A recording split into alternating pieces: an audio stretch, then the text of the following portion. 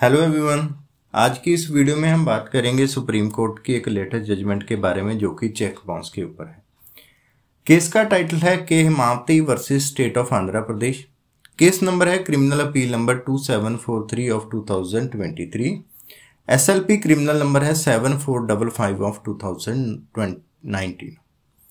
Date of decision है 6 सितंबर 2023। शुरू करने से पहले रिक्वेस्ट सभी से यही है कि चैनल को जरूर सब्सक्राइब कर लें। इस केस में लीगल इशू क्या था सुप्रीम कोर्ट के सामने? इस केस में सुप्रीम कोर्ट के सामने ये इशू था कि अगर criminal complaint 138 negotiable instrument act के तहत फाइल करी गई है टाइम बार डेप्ट के अगेंस्ट, तो क्या उस कंप्लेंट को क्वैश करना जस्टिफाइड है या नहीं है। सुप्रीम कोर्ट ने यह हेल्ड किया कि जो चेक बाउंस के केस हैं उसमें क्रिमिनल कंप्लेंट 482 सेक्शन की जुरिस्डिक्शन इन्वोक करते हुए तभी क्वैश करी जा सकती है अगर वो डेट है वो नॉन रिकवरेबल है।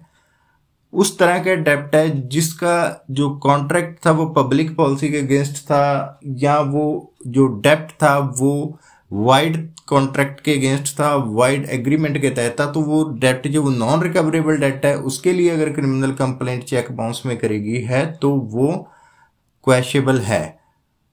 डेट टाइम बार्ड है या नहीं है ये क्वेश्चन ऑफ एविडेंस है जो कि ट्रायल में देखा जाएगा। ये सुप्रीम कोर्ट ने इसने हेल्ड किया। केस के फैक्ट देख लेते हैं। एक 20 लाख का प्रमोजरी नोट जो कि 25/7/2012 को साइन किया गया था इस कंडीशन के साथ कि दिसंबर 2016 में उसकी फुल पेमेंट कर दी जाएगी। जब पेमेंट नहीं की गई अक्यूज्ड के द्वारा तो उसने एक 10 लाख का पार्शियल पेमेंट का चेक 28/4/2017 को इशू कर दिया। वो चेक 15/5/2017 को बाउंस हो गया और क्रिमिनल कंप्लेंट 138 के तहत फाइल कर दी गई। अब अक्यूज्ड हाई कोर्ट में चला गया सेक्शन 482 की पावर इन्वोक करते हुए पिटीशन को क्वैश कराने के लिए।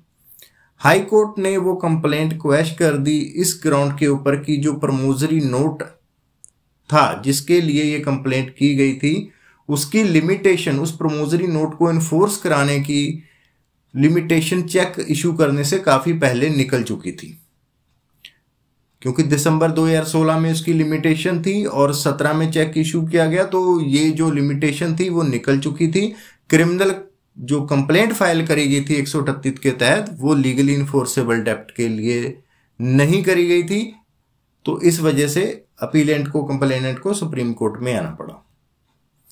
आर्गुमेंट अपीलेंट ने क्या किया सुप्रीम कोर्ट के सामने? अपीलेंट का कहना था कि चेक चाहे वो पूरी या पार्ट पेमेंट के लिए इशू किया गया है, एनफोर्सेबल डेप्ट के लिए इशू किया गया है तो लिमिटेशन बार नहीं है। चेक का जो अमाउंट जो चेक इशू किया गया वो ये माना जाएगा कि वो section 25(3) section 25 subsection 3 of Indian contract act के मुताबिक गवर्न होता है और उस एक्सेप्शन में आता है। सेक्शन 25 की एक्सेप्शन में आता है। सेक्शन 25(3) की एक्सेप्शन कहती है कि अगर टाइम बार डेप्ट के लिए कोई प्रॉमिस किया जाता है पे करने के लिए तो वो वैलिड माना जाएगा। जो चेक इशू किया गया था वो एक प्रॉमिस था उस डेट को, टाइम बार डेप्ट को पे करने के लिए, तो जो कि लीगली एनफोर्सेबल था। तो सेक्शन 25 सबसेक्शन 3 इंडियन कॉन्ट्रैक्ट के मुताबिक प्रॉमिस या एग्रीमेंट वैलिड था और एनफोर्सेबल था। अब सुप्रीम कोर्ट ने इस केस में डिसीजन क्या दिया? सुप्रीम कोर्ट ने कहा, ऑब्जर्व किया कि क्वेश्चन की डेट या लाइबिलिटी है वो लिमिटेशन से बार्ड है। ये जो मुद्दा है ये प्रोसीडिंग में देखा जाएगा, ट्रायल कोर्ट में देखा जाएगा और वो डिसाइड किया जाएगा। जो भी पार्टी एविडेंस देगी, जो पार्टी एविडेंस देगी उस एविडेंस को देख के वो डिसाइड किया जाएगा कि जो डेट है या लाइबिलिटी है वो टाइम बार्ड है या नहीं है, क्योंकि जो क्वेश्चन ऑफ लिमिटेशन है ये mix question of law and fact है। सिर्फ उसी तरह के केसेस, ये सिर्फ वही केसेस होंगे जहां पे आउट एंड आउट बिल्कुल ही नॉन रिकवरेबल डेट है और उसके लिए चेक इशू किया गया और चेक डिसऑनर हुआ, उसके बाद क्रिमिनल केस रिकवरी के लिए इनिशिएट किया गया उस तरह के केसेस में जो जुरिस्डिक्शन है वो अराइज होती है, 482 सेक्शन की जो जुरिस्डिक्शन है वो अराइज होती है।